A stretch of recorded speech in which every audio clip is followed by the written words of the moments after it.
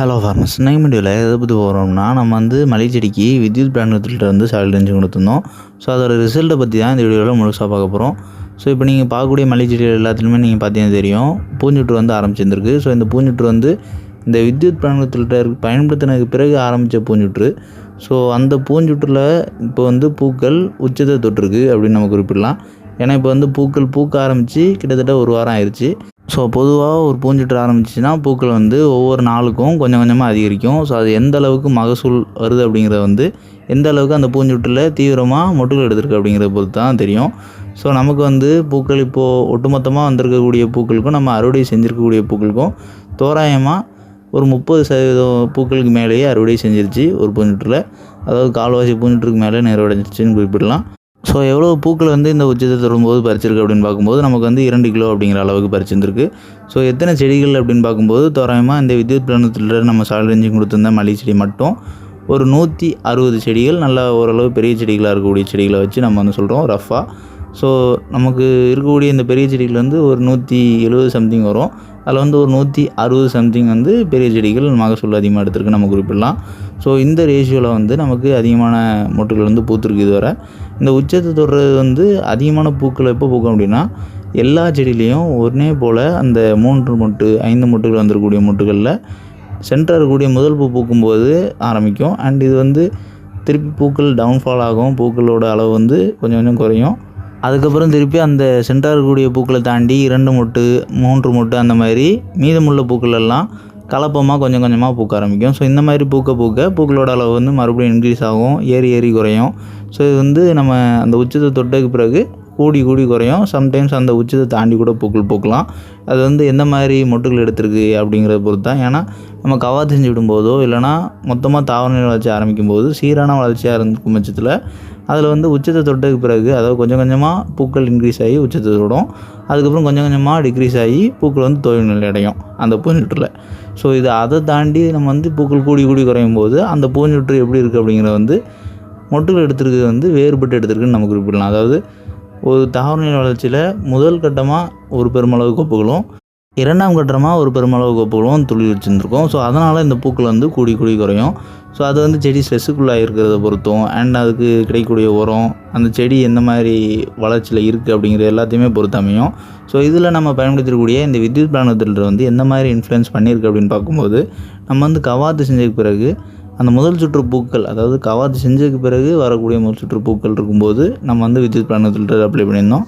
ஏன் அப்படின்னா, பூக்கள் இல்லாத தாவரநிலை வளர்ச்சியில் நம்ம பயன்படுத்தும் போது பொதுவாகவே ஆல்ரெடி மல்லிகை செடியில் பூக்கள் அப்போதைக்கு இருக்காது. ப்ளஸ் இந்த வித்யுத் பிராண்ட் ஃபில்டரோட ஸ்ட்ரெஸ் எஃபெக்ட் 2லேருந்து 3 வாரம் வரை காட்டும். ஸோ அப்படிங்கும்போது நீண்ட நாட்கள் பூக்கள் இல்லாமல் இருக்கும் பட்சத்தில் நமக்கு மெயின்டெனன்ஸாக இருக்கட்டும் அண்ட் செலவு இது எல்லாமே நமக்கு கூடுதலாக இருக்கும். ஸோ அதை தவிர்க்கிறதுக்கு நம்ம ஃப்ளவரிங் ஸ்டேஜில் கொடுத்துருந்தோம். ஸோ அப்படி ஃப்ளவரிங் ஸ்டேஜில் கொடுக்கும்போது என்ன அப்படின்னா, மொட்டுகள் எல்லாம் வெளியே வந்ததுக்கு பிறகு பூஞ்சுற்றில் எந்த ஒரு பாதிப்பும் இருக்காது. அதுக்கு பிறகு வரக்கூடிய அடுத்த தாவர வளர்ச்சியில் தான் அதோட பாதிப்பு இருக்கும். ஏன்னா இப்போ பொதுவாக நல்லா சீராக வளர்ந்துருக்கக்கூடிய மல்லிகை செடியில் ஒரு பூஞ்சுற்று நடந்துகிட்ருக்கு அப்படின்னா, அது பாதியை தாண்டதுக்குள்ளேயே அடுத்த கட்ட தாவர வளர்ச்சி இயற்கையாக ஆக்டிவேட் ஆகிரும். ஆனால் அந்த தாவர வளர்ச்சி ஆக்டிவேட் ஆகுறது தாமதப்படும். அதாவது இந்த பூஞ்சுற்று முடிவடைஞ்சு ஒரு வாரம் அப்படிங்கிற அளவு வரை மொத்தத்தில் தாமதப்படும். ஏன்னா நம்ம ஃப்ளவரிங் ஸ்டேஜில் பயன்படுத்தியிருந்தோம். இது தாவர வளர்ச்சியில் பயன்படுத்தியிருந்தால் நம்ம குறிப்பிட்ட போல் நீண்ட நாட்கள் ஸ்ட்ரெஸ்ஸுக்குள்ளாக இருந்திருக்கும். ஸோ அதாவது பூக்கள் இல்லாமல் நீண்ட நாட்கள் இருக்க மாதிரி இருந்திருக்கும். ஸோ இது நம்ம அந்த பூஞ்சுற்றுக்கு அடுத்து தாவர வளர்ச்சி ஆக்டிவேட் ஆகி நமக்கு ஆல்ரெடி அந்த பூஞ்சுற்றில் மீதம் இருந்த பூக்கள் குறைந்த அளவு பூத்துட்டு இருந்து, அதாவது செடிக்கு குறைஞ்சது ஒரு 10 பூ 15 பூ அப்படிங்கிற அளவில் பூத்துட்டு இருந்து, அண்ட் அதுக்கப்புறம் நமக்கு அடுத்த வெஜிடேட்டிவ் ஸ்டேஜ் இனிஷியேட் ஆகும்போது இந்த வித்யுத் பிராண்ட் ஃபில்டரோட எஃபெக்ட் முழுமையாக காட்ட ஆரம்பிக்கும். எந்த அளவுக்கு கொப்புகள் துளி இருக்குது அப்படிங்கிறது உங்களோட பயிருக்கு நீங்கள் எந்த மாதிரியான ஊட்டச்சத்துக்கள் ப்ளஸ் பயோஸ்டிமுலன்ஸு எந்த மாதிரியான ஸ்ட்ரெஸ்ஸுக்கும் உள்ளாகாமல் இருக்குது இதெல்லாமே பொறுத்து அமையும். அண்ட் தண்ணீர் விடும் முறை, சுற்றுச்சூழலில் இருக்கக்கூடிய வெப்பம், களைகள் இது எல்லாத்தையும் பொறுத்து அமையும். ஏன்னா களைகள் அதிகமாக இருக்கும்போது வளர்ச்சி குறையிறதுக்கு வாய்ப்புகள் இருக்குது. ஸோ எல்லாத்தையுமே நம்ம கரெக்டாக மெயின்டைன் பண்ணியிருக்கும் பட்சத்தில் செடி ஆரோக்கியம் நல்லா இருக்கும் பட்சத்தில் அந்த பிளான்ட் ஃபில்டரோட ஸ்ட்ரெஸ்லேருந்து கொஞ்சம் கொஞ்சமாக அது வெளியே வரும்போது துளிர்க்கக்கூடிய கொப்புகளோட எண்ணிக்கை பயங்கரமாக இருக்கும். அண்ட் அந்த கொப்புகளோட உயரம் ரொம்பவே குறைவாக இருக்கும். நீண்ட கொப்புகள் வளராமல் கொப்புகள் சிறியதாகவே இருந்து அதிகமான மொட்டுகள் எடுக்கும். இலைகளுக்கு அடிப்புறம் எல்லாமே அதிகமான பூக்கள் பூக்கும். ஸோ அந்த ஃப்ளவரிங் ஸ்டேஜ் தான் நமக்கு இப்போது ஆக்டிவேட் ஆகிருந்திருக்கு. அந்த பூஞ்சுற்று பூக்க ஆரம்பித்து கிட்டத்தட்ட ஒரு வாரம் தாண்டிடுச்சு நம்ம குறிப்பிடலாம். ஸோ இப்போது நமக்கு இந்த பிளானத்தோட எஃபெக்டால் இன்னுமே இருக்கக்கூடிய அந்த மொட்டுக்கள் எல்லாம் இன்னும் ஒரு 2 வாரத்துக்கு பூக்கும் அப்படிங்கிற அளவுக்கு இருக்குது. ஸோ நம்ம வந்து இப்போ செடி இருக்கக்கூடிய இந்த சூழலில் நம்ம வந்து ஒரு தண்ணிக்கு 2 ml அப்படிங்கிற அளவில் இசைபியான் வந்து நம்ம ஸ்ப்ரே பண்ணுறோம் அப்படின்னாலோ, இல்லைனா தீவிரமாக ஸ்ட்ரெஸ் இருக்குது அப்படின்னா 3 ml அப்படிங்கிற அளவில் நம்ம ஸ்ப்ரே பண்ணுறோனாலோ, இந்த பூஞ்சொட்டு நிறைவடைகிறதுக்கு முன்னாடி எங்கெங்கெல்லாம் கொப்புகள் துளி இருக்கக்கூடிய இடங்கள் இருக்கோ எல்லா இடமே கொப்புகள் துளி வச்சிரும். ஸோ அதுக்கு அடுத்து வரக்கூடிய ஃப்ளவரிங் ஸ்டேஜ் வந்து இன்னுமே நீண்ட ஃப்ளவரிங் ஸ்டேஜாக இருக்கும், நீண்ட பூக்கும் நிலையாக இருக்கும். ஸோ அந்த பூக்கும் நிலையில் வந்து நம்ம குறிப்பிட்டிருக்கக்கூடிய அந்த உச்சத்தை தொட்ட அந்த 2 கிலோ அப்படிங்கிற அளவு வந்து இன்னுமே 3 கிலோ 4 கிலோ அப்படிங்கிற அளவு கூட வரலாம். ஸோ இது வந்து உங்களோட செடியை பொறுத்து, செடியோட வயதை பொறுத்து, நீங்கள் எந்த மாதிரி பராமரிக்கிறீங்க அப்படிங்கிறது எல்லாத்தையும் பொறுத்து நம்ம வந்து நம்மளோட எக்ஸ்பீரியன்ஸை ஷேர் பண்ணுறோம். அண்ட் இந்த பூஞ்சொட்டு வந்து 1 வாரத்துக்கு தாண்டிடுச்சு அப்படின்னு நம்ம குறிப்பிட்டிருக்கோம். இன்னும் இது 2 வாரம் நீண்டும் பட்சத்தில் குறைஞ்சது 3 வாரம், அதாவது 21 நாள்லேருந்து 25 நாட்கள் வரை இது வந்து பூக்கள் பூக்கும் இந்த பூஞ்சொட்டில். அப்போ இதுக்கு அடுத்து ஆக்டிவேட் ஆகக்கூடிய பூஞ்சொட்டு வந்து எப்போ பூக்க ஆரம்பிக்குது அப்படிங்கிறதே வந்து நம்ம செடியை கரெக்டாக கவனித்து தான் கணிக்கணுமே தவிர பூக்களோட அளவில் வந்து நம்ம உடனே கணிக்க முடியாது. ஏன்னா பூக்கள் பெருமளவு தோய்வு ஏற்படாது, ஒரு அளவு ஸ்டாண்டர்டாக போய் நின்றோம். அதாவது 1 கிலோ இல்லைனா 900 கிராம் இந்த மாதிரியான அளவில் கூட போய் நிற்கலாம். ஸோ அது வந்து நீங்கள் எந்த அளவுக்கு பராமரிக்கிறீங்க பொறுத்து நம்ம ஏற்கனவே குறிப்பிட்டது போல். அண்ட் அதுக்கு அடுத்து ஆக்டிவேட் ஆகக்கூடிய பூஞ்சொட்டு வந்து நம்ம எப்படி கணிக்கலாம் அப்படின்னா, பூக்கள் கொஞ்சம் கொஞ்சமாக கூடுறது வந்து சடனாக அரை கிலோவாக பூக்கள் வந்து இன்க்ரீஸ் ஆகும். உங்களுக்கு பயிர்கள் எந்த அளவுக்கு மொட்டுக்கள் வந்திருக்கு அப்படிங்கிறத பொறுத்தது. அண்ட் அந்த பூஞ்சொட்டு கண்டிப்பாக குறைஞ்சது 40லேருந்து 50 நாட்கள் நீண்டு பூக்கும். ஸோ இது வந்து நம்ம குறிப்பிடுறது நார்மலாக ஆரோக்கியமான மல்லிகை செடிக்கு போதுமான அந்த நியூட்ரியன்ஸு அண்ட் பயோஸ்டிமுலன்ஸ் பூக்களை பெரிதாக கொண்டு வரதுக்கு இது எல்லாமே நம்ம மருந்துகள் சரிவர பயன்படுத்தி போதுமான தண்ணீர் உரிய நேரத்தில் விட்டு செடியை வாட விடாத அளவுக்கு, பயங்கரமாக ஸ்ட்ரெஸ்ஸுக்குள்ளாகாத அளவுக்கு விட்டு, எந்த ஒரு பூச்சி பூஞ்சான நோய் தாக்குதல், பேன் தாக்குதல் இது எல்லாமே ஏற்படாத அளவுக்கு நம்ம பார்த்துக்கும் பட்சத்தில், ப்ளஸ் மேக்ஸிமம் டெம்பரேச்சர் வந்து செடியை பெருமளவு ஸ்ட்ரெஸ்ஸுக்குள்ளாக்காமல், அதாவது ஹீட் ஸ்ட்ரெஸ் ஏற்படாத அளவுக்கு இருக்கும் பட்சத்தில், அண்ட் ரெயின்ஃபால், அன்சீசனல் ரெயின்ஃபால் வந்து சடனாக மல்லிகை செடிக்கு அதிகமான தண்ணீர் தேங்குகிற அளவுக்கு தண்ணி கிடைக்காமல் இருக்கும் பட்சத்தில் பூக்கள் வந்து நம்ம குறிப்பிட்டது போல் வரும். ஸோ இது வந்து நம்ம இதுக்கு அடுத்த சுற்று பூஞ்சொட்டு ஆரம்பிக்கும் போது நம்ம வந்து பப்ளிஷ் பண்ணுறோம். அதை பற்றி இன்னும் தெளிவான விளக்கத்தோடு நம்ம சொல்கிறோம்.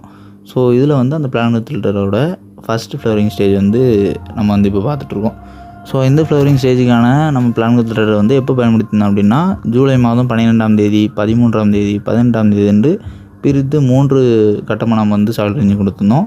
ஸோ அதுக்கான பூக்கள் வந்து இப்போ பூத்துட்ருக்கு. ஸோ அந்த இடைவெளி நாட்களுக்கு ஏற்றார் போல் அந்த பூஞ்சொட்டுமே மாறுபட்டு ஆரம்பிச்சிருக்கு அப்படின்னு நம்ம குறிப்பிடலாம். ஸோ இப்போது ஓவராலாக பார்க்கும்போது இது வந்து நம்ம கவாத்து செஞ்சு விட்டு முதல் சுற்று பூக்கள் வந்திருக்கும் போது நம்ம வந்து பயன்படுத்தியிருந்தோம். இது நீங்கள் கவாத்து செய்கிறதுக்கு 10 நாட்களுக்கு முன்னாடி பயன்படுத்திட்டு, அதாவது வித்யுத் பிளானத்தோட சாயில் ரெஞ்சிங் கொடுத்துட்டு கவாத்து செய்கிறீங்க அப்படின்னா, கவாத்து செஞ்சு விட்டு சரியாக 25வது நாட்கள் பூக்க ஆரம்பிச்சிடும். ஸோ நீங்கள் சாயில் ரெஞ்சிங் வித்யுத் பிளானத்தோட கொடுத்ததுலேருந்து 35 நாட்களில் பூக்கள் பூக்க ஆரம்பிச்சிடும் அப்படின்னு அர்த்தம். ஸோ அதை பற்றியுமே நம்ம வந்து தனியாக வீடியோ பப்ளிஷ் பண்ணியிருந்தோம். அதுக்கான இம்பாக்டையும் இப்போ வந்து நம்ம இந்த வீடியோவில் காட்டுறோம். ஸோ இப்போ நீங்கள் பார்க்கக்கூடிய செடியாக இருக்கட்டும், இந்த செடிக்கு முன்னாடி ஒரு 2-3 செடிகள் காட்டியிருந்தோம். இந்த செடி எல்லாமே நம்ம வந்து அந்த மாதிரி கவாத்து செய்கிறதுக்கு 10 நாட்களுக்கு முன்னாடி சாயில் ரெஞ்சிங் கொடுத்துருந்தது தான். ஸோ இப்போ நீங்கள் பார்க்குற செடி வந்து அந்த மாதிரி கிடையாது. இது வந்து நம்ம முதல் சுற்று பூக்கள் பூத்துட்டு இருக்கும்போது சாயில் ரெஞ்சிங் கொடுத்தது. ஸோ அதுக்கு வித்தியாசம் என்ன அப்படின்னா, அந்த முதல் சுற்று பூக்கள்லேயே பெருமளவு பூக்கள் கொண்டு வரதுக்கு அந்த மாதிரி 10 நாட்களுக்கு முன்னாடி நம்ம அந்த சாயில் ரெஞ்சிங் கொடுத்துட்டு அதுக்கப்புறம் கவாத்து செய்யலாம். அதாவது சாயில் ரெஞ்சிங் கொடுத்ததுலேருந்து 10 நாட்கள் கழித்து கவாத்து செய்யணும். ஸோ அதோட இம்பேக்ட் வந்து முதல் சுற்று தாவரநிலை வளர்ச்சியிலே பெருமளவு பூக்கள் கொண்டு வரும். அதுக்கு 1.5 மடங்குலேருந்து 2 மடங்கு 2வது சுற்று பூக்களில் பூக்கள் வரும். ஸோ அந்த மாதிரி கவாத்து செஞ்சு பூக்கள் கொண்டு வரது வந்து ஒரு குறிப்பிட்ட டைமில் பெருமளவு பூக்கள் கொண்டு வரணும். அதாவது நீங்கள் இன்றைக்கி அதிகமான அளவு பூக்கள் பறிக்கணும் அப்படின்னு நினைக்கிறீங்க அப்படின்னா, நீங்கள் வந்து இன்னிலேருந்து சரியாக 35 நாட்களுக்கு முன்னாடி வித்யுத் பிளானத்திலிருந்து சாயில் ரெஞ்சிங் கொடுத்துட்டு, அந்த சாயில் ரெஞ்சிங் கொடுத்ததுலேருந்து 10 நாட்களுக்கு பிறகு நீங்கள் கவாத்து செய்யும்போது இன்றைக்கி டேட்டுக்கு அதிகமான பூக்கள் வந்து முதற்கட்ட பூ, அதாவது முதல் பூ வந்து பூக்க ஆரம்பிக்கும். அண்ட் இதிலேருந்து சரியாக 1 வாரம் இல்லைனா 5லேருந்து 6வது நாள் அப்படிங்கும்போது இந்த பூக்களோட உச்சங்கிறது வந்து தொட்டுரும். ஸோ உங்களுக்கு வந்து நீங்கள் முதல் பூ இன்றைக்கி ஆரம்பிக்கணும் அப்படின்னு நினைக்கிறீங்கன்னா நம்ம குறிப்பிட்ட போல் பண்ணலாம். இல்லைனா பூக்கள் உச்சத்தை தொடுறது வந்து இன்றைக்கி டேட்டுக்கு வரணும் அப்படின்னு நினைக்கிறீங்கன்னா நீங்கள் வந்து 40லேருந்து 42 நாட்கள் கணக்கு பண்ணிக்கிறது நல்லது. 42 நாட்கள் அப்படிங்கும்போது இன்னையிலேருந்து 42 நாட்களுக்கு முன்னாடி நீங்கள் சாயில் ரெஞ்சிங் வித்யுத் பிளானத்தில் கொடுத்துட்டு அதுலேருந்து 10 நாட்களுக்கு பிறகு கவாத்து செஞ்சுட்டு, அப்போ கவாத்து செஞ்சதுலேருந்து கணக்கு பண்ணிங்கன்னா 32 நாட்கள் வரும். ஸோ 25வது நாள் முதல் பூ பூக்குது அப்படின்னா அதுலேருந்து சரியாக ஒரு 4 நாட்கள் பிறகு பூக்கள் வந்து கொஞ்சம் கொஞ்சமாக உச்சத்தை நோக்கி போக ஆரம்பிச்சிடும். ஸோ அந்த 4 நாட்கள்லேருந்து அந்த 32வது நாள் அதாவது ஒரு 28வது நாள் கவாத்து செஞ்சதுலேருந்து 32வது நாள் அப்படிங்கிற நாட்களுக்குள்ளே பெருமளவு பூக்கள் வந்து பூத்துரும். ஸோ அந்த அதிகமான பூக்கள் வர்றது வந்து ஒரு குறிப்பிட்ட பண்டிகை தினத்துலேயோ இல்லைனா அதிகமான முகூர்த்தம் இருக்கக்கூடிய நாட்கள்லையோ நீங்கள் வந்து கொண்டு வரணும்னு நினைக்கிறீங்கன்னா இதை வந்து நீங்கள் பின்பற்றலாம். அண்ட் இந்த வீடியோவில் ஏதாவது டவுட் இருந்துச்சுன்னா கமெண்ட் பண்ணுங்கள். நம்மளோட அக்ரிகல்ச்சர் சேனலை நீங்கள் புதிதாக வீடியோ பார்க்கக்கூடிய விவசாயிகள் இருக்கீங்க அப்படின்னா நம்மளோட சேனலை மறக்காமல் சப்ஸ்கிரைப் பண்ணிக்கங்க.